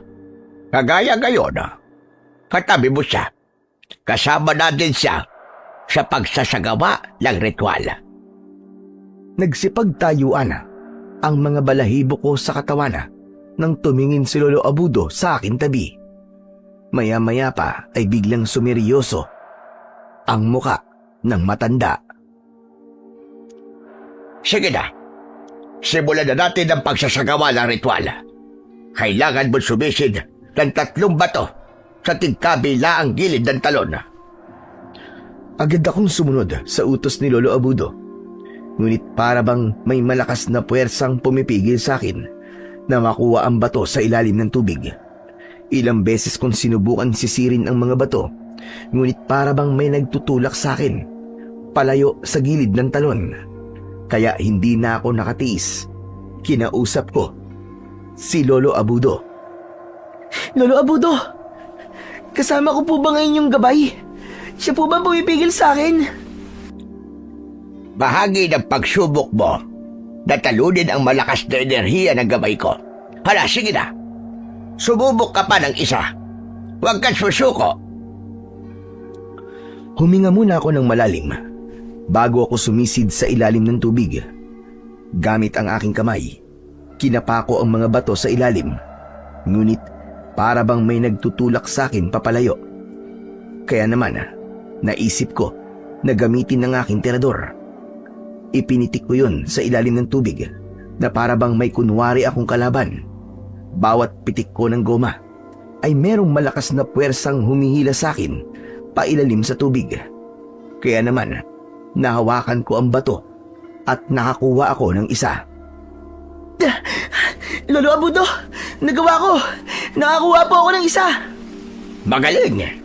Unti-unti ka nagdatututo kung paano ang tamang diskarte pagdating sa labanan. 2 bato na lang ang kailangan mo. Muli akong sumisid sa ilalim ng tubig. Ginawa ko ulit ang naisip kong paraan kanina. Maya-maya pa ay nakumpleto ko na ang mga bato. Umahon na ako sa tubig at lumapit kay Lolo Abudo. Naupo ako sa tapat niya. Ilapag mo ang 3 bato na para bang tugko sa kanan. Pagkatapos, ilagay mo sa gitna ang iyong tirador. Saka ka pumikit at gayahin mo ang orasyon na bibigkasin ko. Pero magsasalita ka ng pabulong. Ako lang ang magsasalita ng malakas. Teka, sandali lang po, Lolo Abudo. Para naman po bigla po akong kinabahan sa gagawin natin eh. Huwag kang kabahan. Kailangan mong mag-focus. Tandaan mo, hindi ordinaryong mambabarang ang kalaban mo, kundi isang nilalang na kayang humigop ng iyong kapangyarihan at enerhiya sa pamamagitan din ng kanyang ritual. Sa oras na matutunan mo ang ritual, malalabanan mo ang kakayahan na mambabarang. Kailangan ko po bang gawin to kapag nakaharap ko na po ang mambabarang? Hindi mo kailangang ulitin ang ritual dahil magsasagawa ka ng ritual sa pamamagitan ng iyong imahinasyon. Kaya tandaan mo mabuti ang pagkakaayos ng mga batong yan. Lolo Abudo, hindi ko po kayo maintindihan eh. Ang pagsasaayos ng mga bato ay hindi mo kailangang ulitin sa aktwal. Magagawa mo na yan kahit sa isip lamang o imahinasyon. O ano, naiintindihan mo na ba kung ano ang ibig ko sabihin? Opo, naiintindihan ko na po. Salamat po. Una, ay hihingi ka muna ng gabay sa Panginoong Diyos, sapagkat walang ibang makapangyarihan kundi siya lamang. Kailangan mo rin palakasin ang iyong espiritual na paniniwala upang hindi matalo ng kadiliman ang iyong katawan. Tandaan mo, kapag mahina ang iyong naturalesa, maaaring lumipat sa iyo ang sakit ng iyong pasyente. Wala rin yung ipinagkaiba sa mambabarang. Maaari kanyang makontrol kung mahina ang iyong orasyon at ritual laban sa kanya. Hala, sige na. Ipagpatuloy na natin ang pagsasagawa ng ritual. Mabilis ang tibok ng puso ko habang nagsasalita si Lolo Abudo. Magkahalong takot at pag-aalala ang naramdaman ko ng mga sandaling yon dahil sa kakaibang uri ng ritual na isinasagawa namin. Maya-maya pa, para bang nakita kong lumiwanag ang mga bato at hawakan ng tirador. Ngunit saglit lamang yon. Pagkalipas ng ilang minuto, natapos namin ang ritual. Tumayo si Lolo Abudo at ibinigay niya sa akin ang tirador. Ibinalik naman niya ang mga bato sa tubig. Natapos na ang ritual. Binabati kita, Leroy. Nagawa mo ng tama ang lahat ng mga pinag-uutos ko sa iyo. Ngayon naman, magsalok ka na ng tubig sa iyong bote at gamutin mo na ang lahat ng mga biktima ng barang. Isang tango ang itinugon ko kay Lolo Abudo. Saka ako nagsalok ng tubig sa bote. Nagpasalamat din ako sa gabay ni Lolo Abudo kahit hindi ko siya nakikita. Pagkatapos ay nagpaalam ako sa matanda at umalis na sa lugar na yon. Pagkalipas ng ilang minutong paglalakad, narating ko ang aming bahay. Nadatnan ko na nagkakagulo sina Tatay at Reno. Mabilis akong lumapit sa kanilang kinaroroonan at tumambad sa aking paningin ang itsura ng aking kaibigan. Marami siyang sugat sa balat Panay rin ang kanyang pagsusuka ng kulay itim na likido. Bumundo ng kaba sa aking dibdib nang maisip kong binarang din ang aking kaibigan. Biglang bumagsak sa saig si Reno at nagsisisigaw dahil sa labis na sakit. Leroy! Leroy, tulungan mo ako. Sobrang sakit. Hindi ko na matiis. Sobrang sakit na nararamdaman ko sa aking balat. Nakikiusap ako sa'yo. Aray, gamutin mo ang sugat ko. Oo, gagamutin kita, Reno. Tutulungan kita.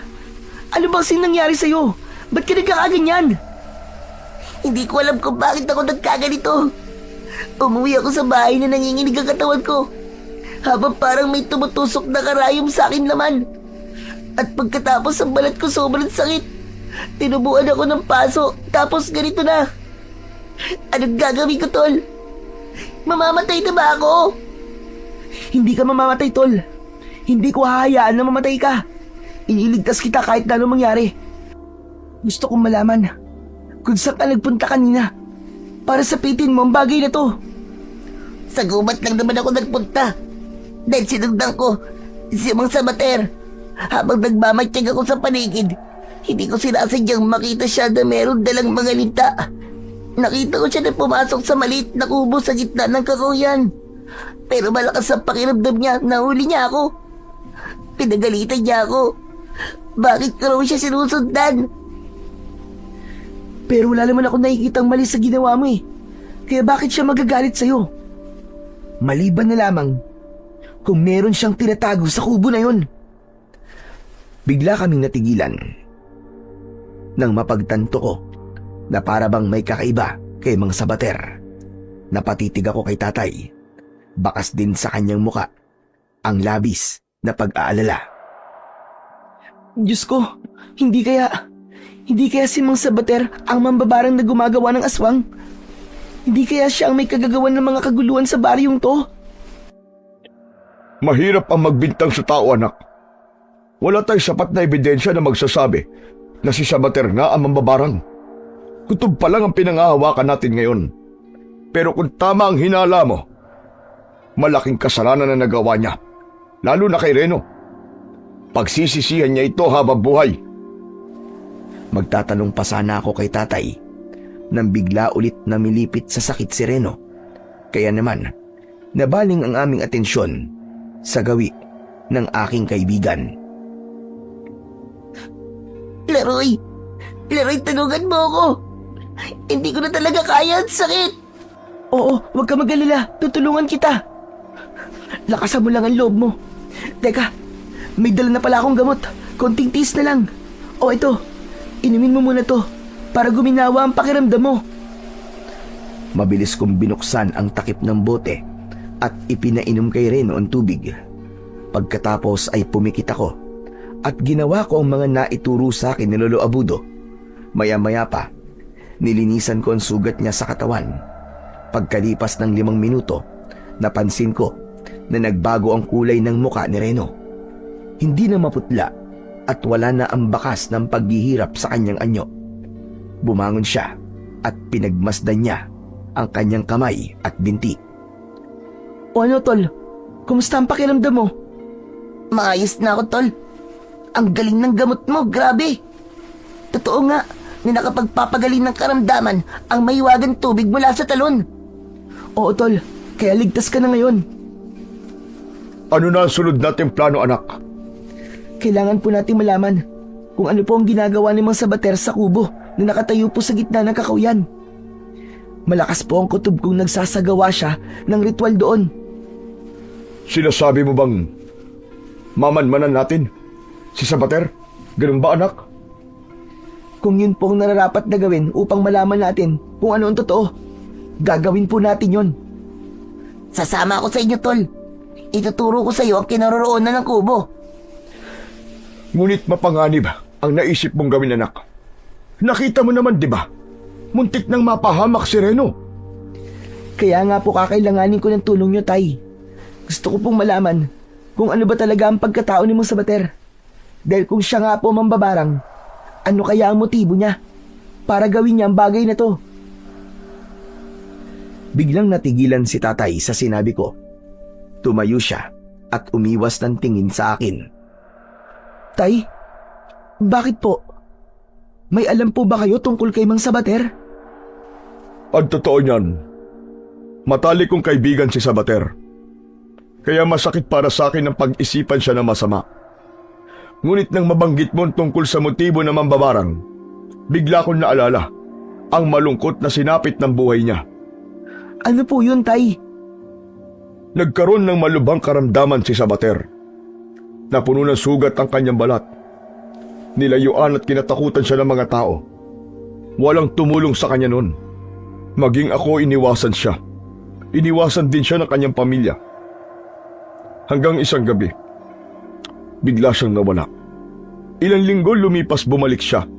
Magaling na ang kanyang mga sugat. Ang sabi niya ay nagpagamot daw siya sa isang mahusay na albularyo. Kung ganun, may sapat na po tayong batayan na baka nga po siya mambabarang. Gumaganti po siya sa mga taong nanakit sa kanya upang makasigurado. Iisa lang po ang paraan na naiisip kong gawin. Yun na yung bantayan ang kilos niya. Anak, mapangani ba naiisip mong gawin? Kung siya nga mambabarang, ano ang laban mo sa kanya? Hindi natin alam kung anong likas niyang kakayahan. Pero Tay, hanggang kailan po tayo magtitiis? Hanggang kailan po natin pababayaan ang mga ginagawa niya? Marami na po siyang pinatay at hindi magtatagal. Yung lahat ng mga binarang niya, sasalakay silang lahat dito. At marami po mapapahamak. Hindi mo siya kaya, anak. Sinasabi ko sa'yo. Kaya ko po siyang labanan, Tay. Walang imposible sa mga nagtutulungan at nagkakaisa. Hindi ako napigilan ni tatay sa naisip kong gawin. Kaya pagkalipas ng ilang araw, pagsapit ng dilim, nagpunta kami ni Reno sa Kakawyan kung saan naroroon ng kubo ni Mang Sabater. Nagtago kami sa likod ng isang makapal na puno habang nagmamanman sa paligid. Natanaw namin ang kubo ni Mang Sabater. Nakabukas ang ilaw doon. Dahan-dahan at maingat kaming lumapit sa kinaroroonan ng bahay. Saka kami sumilip sa siwang ng bintana. Nakita namin si Mang Sabater na nakatayo habang nakatalikod sa bintana na aming kinaroroonan. Panay ang bulong niya sa harap ng altar. Ngunit hindi yun rebulto ng Panginoon, kundi isang anito na kulay itim na parabang kahawig ng linta. Pagkatapos ay nagsindi siya ng kulay pulang kandila na inilagay niya sa gitna ng platito. Nagkatinginan kaming dalawa ni Reno habang nanginginig siya sa takot. Maya-maya pa ay biglang nagsalita si Mang Sabater. Mahal kong Panginoon ng dilim, dinggin mo ang pagsusumamo ko. Sa pamamagitan ng linta na ito, magaganap na uli ang pag-aasik ko ng lagim at ang pagpapakalat ko sa aking mga kampon. Isakatuparan ninyo ang aking hiling. Doon namin napagtanto na siya nga ang mambabarang na gumagawa ng aswang na luntos. Bumundol ang kaba sa aking dibdib nang itaas niya ang kanyang kamay na merong tangan na gumagalaw na linta. Pagkatapos ay idinikit niya yon sa anito at habang gumagapang yon sa katawan ng ribulto, kinuha niya ang karayom. Nasaksihan namin ang ginawa niyang pagtusok-tusok sa katawan ng linta hanggang sa umagos ang dugo nito sa balat. Saka ko naisip na yun ang ginagamit niya sa ritual at kung anong ginagawa niya sa linta ay yun din ang nangyayari sa taong binabarang niya. Napansin ko ang isang pamilyar na garapon. Nakapatong yun sa altar. Yun ang gamot na ibinigay ni tatay kay Mang Sabater. Kaya malakas ang kutob ko na ang kanyang binabarang ng mga sandaling yun ay ang aking ama. Kaya bumakas ang galit sa aking muka at naikuyom ko ang aking kamao. Si tatay ang binabalak niyang barangin. Hayop siya. Papatayin ko siya. Napakasama niya. Sinubukan kong pumikit at ginawa ang natutunan kong ritual mula kay Lolo Abudo.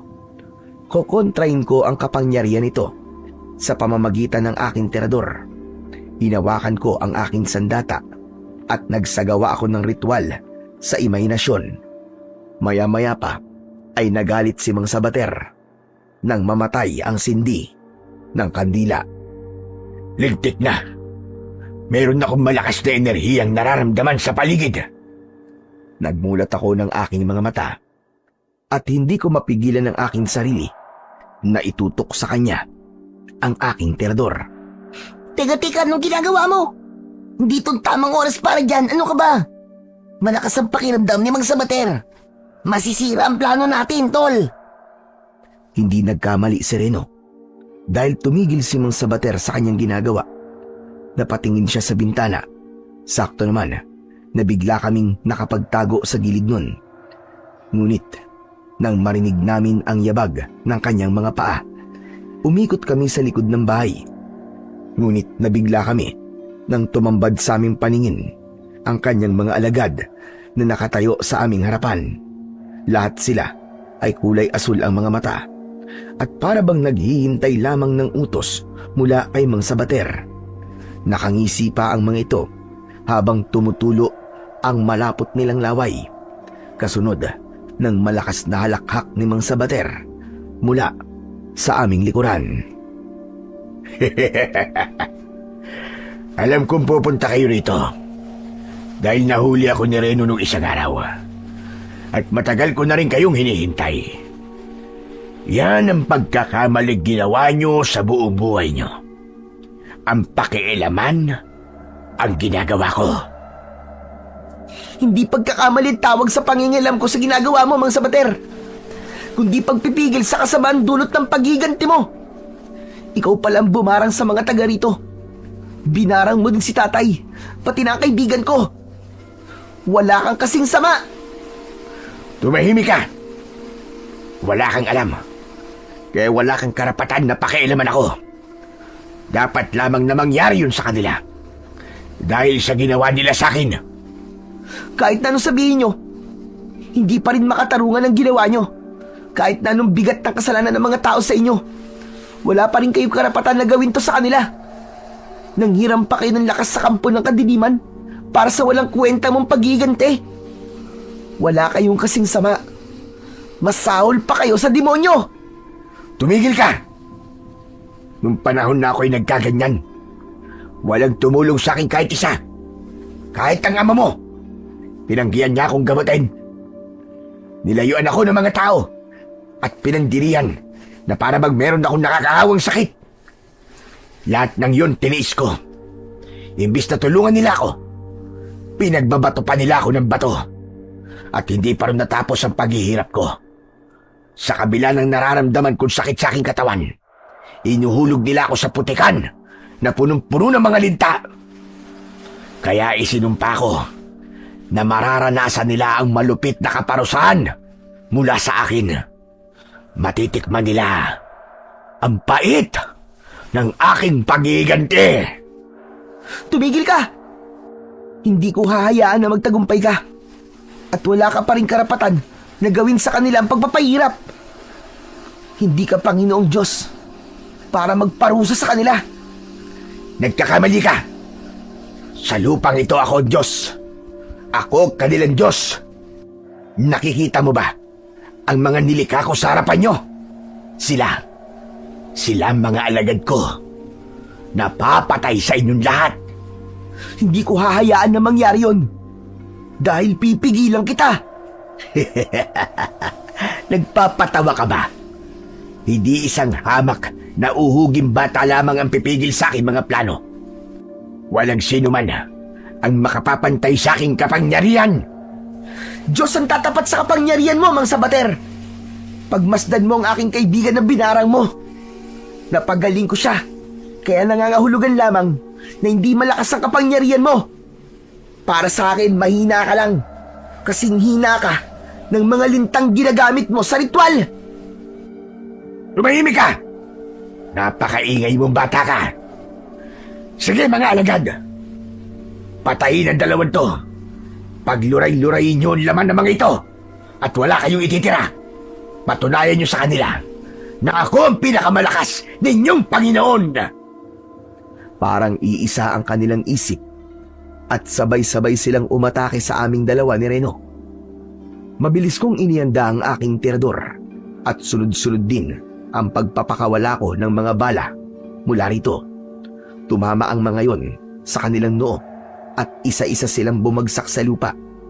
Malakas ang sigaw ni Mang Sabater habang nagwawala ito. Sa labis na galit. Mga inutil! Lumaban kayo! Patayin niyo sila! Huwag kayong magpatalo sa tirador ng batang yan! Dahil sa utos ni Mang Sabater sa kanyang mga alagad, lalong naging agresibo ang mga aswang. Pinagtulungan nila akong hawakan si tigkabilaan kong braso. Nagpumiglas ako at sinipa ko sila sa maselang bahagi ng kanilang katawan. Namilipit sila sa sakit. Kaya naman, nabitiwan nila ako. Si Reno naman ay nakipagpambuno na rin sa mga aswang gamit ang kanyang kamao. Tinulungan ko siya at malapitan kong tinirador ang mga mata ng mga aswang. Mula sa harapan ni Mang Sabater, napaluhod sa lupa ang kanyang mga alagad habang sumusuka ng kulay itim na likido. Nagkikikisay ang kanilang katawan nang bumagsak sila sa lupa. Lumabas ang dugo sa kanilang mata, ilong at tenga hanggang sa gumalaw ang kanilang balat na para bang may mga insekto sa loob ng kanilang laman. Maya-maya pa, natunaw ang kanilang katawan at naging malapot na likido. Gulat na gulat si Mang Sabater sa naging epekto ng aking tirador sa katawan ng kanyang mga alagad. Anong ginawa mo? Paano mong napatay ang mga alagad ko? Saan mo nakuha ang mahiwagang tirador na yan? Hindi na mahalaga kung saan ko nakuha ang mahiwagang tirador na to. Ang isipin mo ay kung paano ka makakaligtas sa bagsik ng sandata ko. Saluin mo ngayon ang bala ko, hayop ka! Pinakawalan ko ang bato mula sa aking tirador. Subalit nakaiwas si Mang Sabater at para siyang kidlat na nakalapit kagad sa akin. Sinakal niya ako sa leeg. Sumugod naman si Reno para iligtas ako. Pakawalan mo ang kaibigan ko! Bitiwan mo siya! Ngunit sinalubong ito ng malakas na sipa ni Mang Sabater na tumama naman sa dibdib ng aking kaibigan. Bumagsak sa lupa si Reno pero agad din siyang nakabangon. Inatake niya ng kagat ang braso ni Mang Sabater. Gumanti naman ito ng siko na tumama naman sa mukha ni Reno. Bumagsak ulit siya sa lupa habang umaagos ang dugo mula sa pumutok niyang labi. Reno! Tumakas ka na! Iligtas mo na ang buhay mo! Dali! Bakit mo patatakasin ang kaibigan mo? Hindi niyo pa nga nakikita ang tunay kong anyo. Unti-unti, nagpalit ng anyo si Mang Sabater. Humaba ang kanyang mga pangil. Ganon din ang kanyang mga kuko sa daliri. Nagkulay asul ang kanyang mga mata. Lumitaw ang mga letra sa kanyang balat na hindi ko maintindihan kung ano ang ibig sabihin. Umalingasaw ang mabahong singaw mula sa kanyang katawan na para bang nabubulok na laman ng tao. Kasing amoy ng budi mo! Ang amoy na sumisingaw sa katawan mo! Bitiwan mo ako, hayop ka! Hindi kita bibitiwan dahil ipapakita ko sa iyo kung ano ang kaya kong gawin. Nanlaki ang aking mga mata nang mula sa likod ni Mang Sabater lumitaw ang mga pakpak nito na para bang kawig ng sapaniki, ngunit mas malaki. Nanginginig ang aking katawan dahil sa labis na takot. Subalit sinikap kong gamitin ang tirador. Malapitan ko siyang pinatamaan ng balang bato sa kanyang tiyan. Subalit hindi yun bumaon. Ano? Yan lang ba ang lakas na pinagbabalaki mo?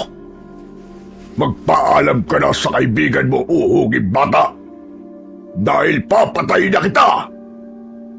Naramdaman ko ang unti-unting paghigpit ng pagkakasakal ni Mang Sabater sa aking leeg. Bumaon din ang matulis niyang mga kuko sa aking balat. Nanlalabo na ang aking paningin dahil nahihirapan na akong huminga. Naramdaman ko rin ang pag-angat ng aking mga paa sa lupa dahil balak niya akong ilipad pa itaas. Sinubukan kong suntukin ang kanyang braso pero mas lalong humigpit ang kanyang pagkakasakal. Nabitiwan ko ang aking mahiwagang terador dahil sa panghihina. Maya-maya pa, dumating si tatay. Hinampas niya ng kahoy sa likod si Mang Sabater. Kaya naman, nabitiwan niya ako at bumagsak ako sa lupa. Layuan mo ang anak ko! Tayong dalawa magtuos! Hayop ka! Ikaw pala bumarang sa akin! Bakit mo nagawa yun? Magkaibigan tayong dalawa, Sabater! Anong kasalanan ko sa'yo? Tinatanong mo pa kung anong kasalanan mo sa akin? Hindi ko makakalimutan ang araw na tinanggihan mo akong gamutin. Kung ginamot mo ako noon, hindi mangyayari ito sa akin. Nagkakamali ka. Wala akong kasalanan sa'yo. Hindi kita tinanggihan. Ikaw ang lumayo sa akin. Isa pa, hindi ako dahilan kung bakit nangyari yan sa'yo. Dahil ikaw ang pumili sa landas mo. Ikaw ang pumili na sumamba sa hari na kadiliman. Kaya magbabayad ka sa akin ng mahal. Sinaktan mo ang anak ko, hayop ka. Kaya kalilimutan kong magkaibigan tayo. Ako ang harapin mo. Maglaban tayo! Mula sa aking kinahigaan ay kitang-kita ko silang nagpambuno. Nagpalitan sila ng suntok sa bawat isa. Maya-maya pa ay napansin kong bumangon ang kaibigan kong si Reno. Dumampot siya ng kahoy. Tangkasan niyang hahampasin sa likod si Mang Sabater nang bigla nitong nasalo ang kamay ng aking kaibigan. Hindi ka na sana nakialam. Tignan mo ngayon ang bunga ng pangingialam mo sa buhay ko. Nanlaki ang aking mga mata nang kinagat ni Mang Sabater sa balikat si Reno, habang ang mga alagad naman niya ay agad na inatake ang aking ama. Mabilis akong bumangon at dinampot ko ang aking mahiwagang terador. Binalahan ko yon at pinatamaan ang batok ni Mang Sabater. Kasunod ng pagbuhos ko sa kanyang katawan ng tubig mula sa talon. Napasigaw siya sa labis na sakit. Aray! Ang sakit! Napakapti ng tubig na yan! Anong ginawa mo sa akin? Epekto yan ng tubig mula sa mahiwagang talon. At unti-unti kang manghihina. Uubusin ang lakas mo. Mawawala ang bisa ng kapangyarihang bumalot sa iyong katawan. Pumikit ako at isinigawa na ang ritual. Naupo ako sa lupa habang nakadaop ang aking mga palad. Sa isip ko ay isinasagawa ko ang ritual habang ang orasyon ay aking binibigkas ng mahina. Dahan-dahan kong iminulat ang aking mga mata. Napansin ko na hindi makagalaw ang aswang na si Mang Sabater. Hindi dito magtatapos ang paghihiganti ko. Dahil sisiguraduhin ko, mamatay man ako, meron pa rin isang tao na lalaban sa inyo. Tumingin si Mang Sabater sa aking kaibigan na si Reno habang nakaluhod dito sa lupa. Gumagalaw ang kanyang ulo na parabang may iniinda itong sakit. Kitang-kita ko ang pagbulwak ng dugo mula sa nakabuka niyang sugat sa kanyang balikat. Hayop ka! Anong ginawa mo sa kaibigan ko? Anong ginawa mo sa kanya? Dahan-dahang kakalat ang kamandag ko sa loob ng kanyang katawan.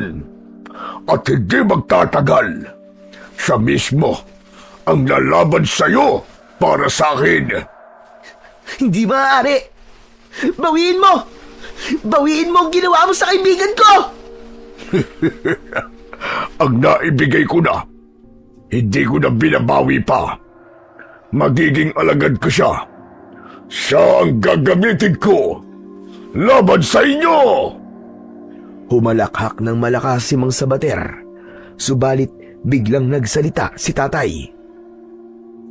Makatawa ka pa kaya kapag nalaman mo ang buong katotohanan? Sigurado ka ba na kaya mo makita si Reno na maging aswang? Bakit naman hindi ko makakaya? Nararapat lamang yun sa kanya dahil siya nagbunyag sa akin, Lim. Tama ba? Kaya yan ang bunga ng pagiging pakialamero niya. Hanggang ngayon ba, hindi mo pa rin nakikilala kung sino si Reno sa buhay mo? Natatandaan mo pa ba nung huli tayo nagkausap? Sinabi ko sa nun na walang kasing sakit ang balik ng karma sa oras na maghiganti ka. Ano bang pinagsasasabi mo? Dahil lang yung kinagat at ginawang aswang, walang iba kundi ang sarili mong anak. Siya ang anak mo kay Isabel. Ikaw ang pumatay sa nanay niya. Ngayon naman, ikaw rin ang papatay sa sarili mong anak. Hindi. Hindi totoo ang sinasabi mo. Hindi totoo yan. Sinasabi mo lang yan para linlangin ako. Kahit kailan, hindi ako nagsinungaling sa'yo. Magkaibigan tayo, Sabater. Kaibigan ko rin si Isabel.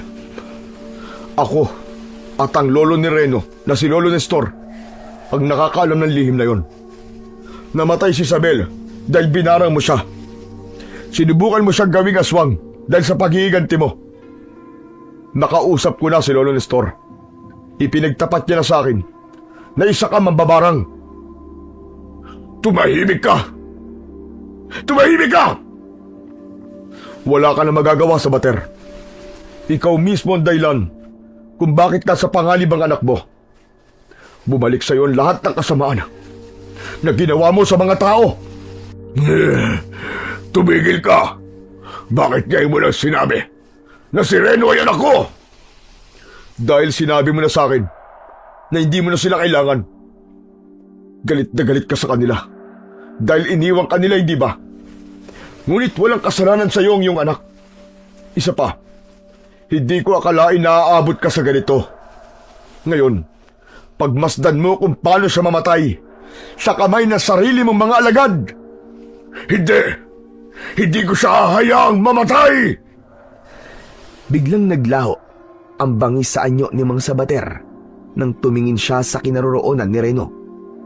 Tumingin din siya sa gawi ng kanyang mga alagad na naghihintay lamang ng utos niya. Iniangat ni Reno ang kanyang muka. Saka siya tumingin sa amin. Ano nangyari sa kaibigan ko? Bakit bumalik ang barang sa kanyang katawan?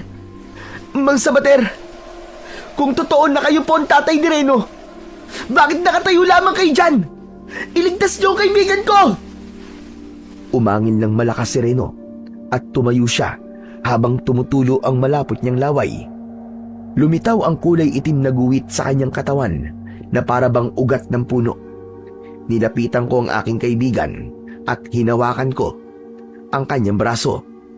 Reno, lumaban ka! Pigilan mo ang sarili mo! Tulungan mo ako, Leroy. Hindi ko na kaya ang sakit.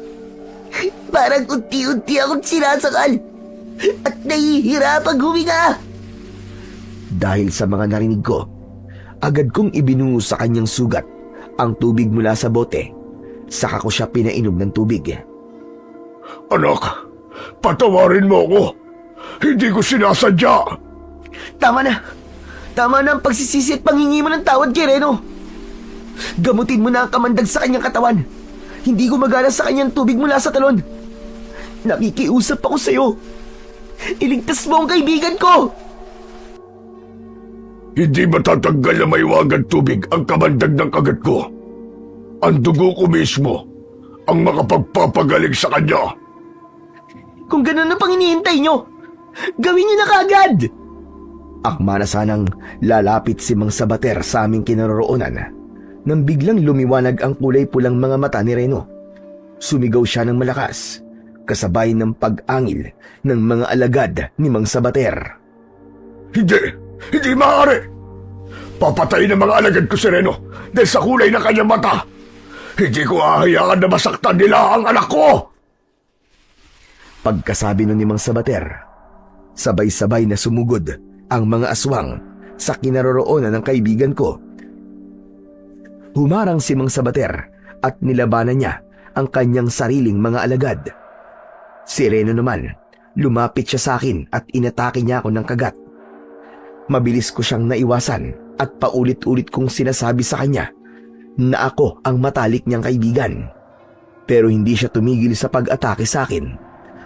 Tinamaan niya ako ng kalmot sa aking dibdib hanggang sa napabagsak ako sa lupa. Nang lalapitan niya ako, dinagit ni Mang Sabater ang kanyang anak at inilayo niya ito sa akin. Humanap ito ng baging at iginapos niya ang kanyang anak sa puno. Pagkatapos, hinarap niya ang kanyang mga alagad para protektahan si Reno. Hindi ko hahayaan na patayin niyo ang anak ko! Mula sa aming harapan ay kitang-kita namin ni tatay kung paano nakipagsabayan si Mang Sabater sa kanyang mga alagad. Kinagat niya sa leeg ang mga ito.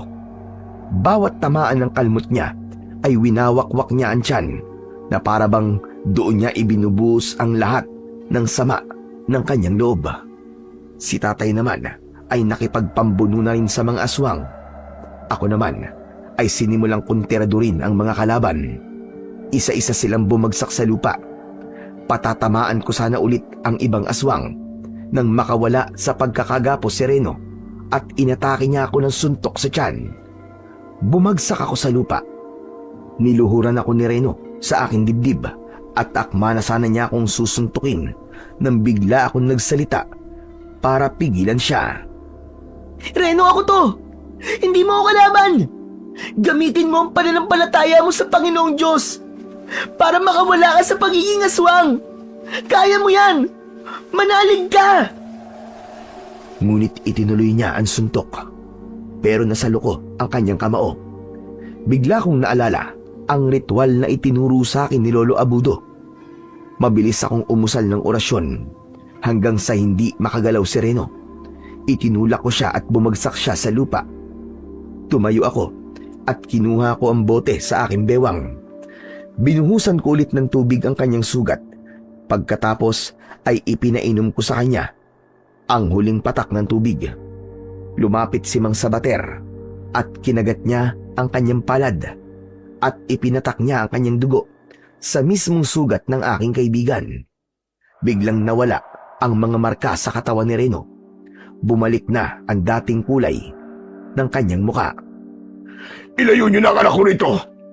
Ako nang bahala sa aking mga alagad! Sige na! Magmadali kayo! Aalalayan ko sana si Reno para tumayo, pero pinigilan niya ako at tumingin siya sa gawi ni Mang Sabater. Dahan-dahan siyang tumayo at nilapitan ang kanyang ama. Tay, hindi ko po kayo iiwan dito. Tapusin niyo na po ang inyong mga alagad. Sana bumalik na po kayo sa dati. Itama niyo po ang lahat ng pagkakamali niyo. Huli na anak. Ako na ang kasangkapan ng kasamaan para gumawa ng lagim sa lupa. Patawarin mo ko. Handa na akong pagbayaran ng mga nagawa kong kasalanan sa inyo. Sige na, Arman. Ilayo niyo na ang anak ko rito. Magmadali kayo!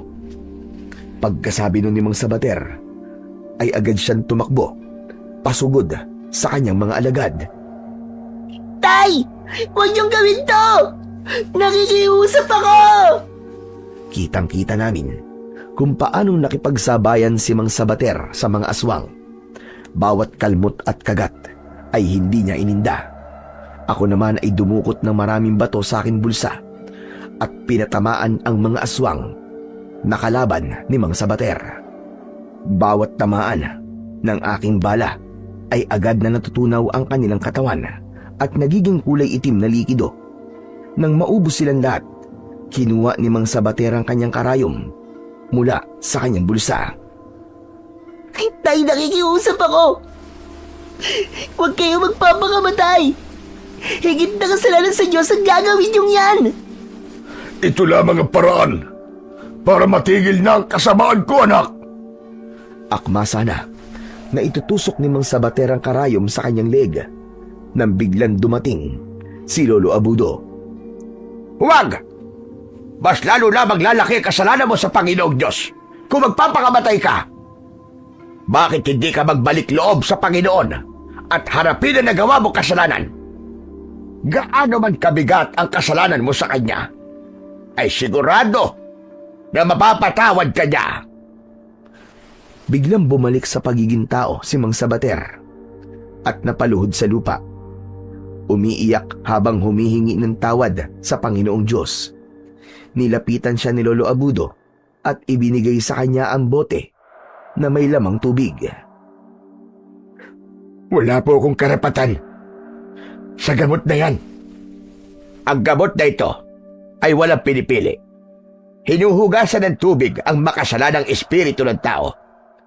Kagaya na lamang ng pagpapabautismo ng Panginoon sa isang ordinaryong tao na si Juan Bautista.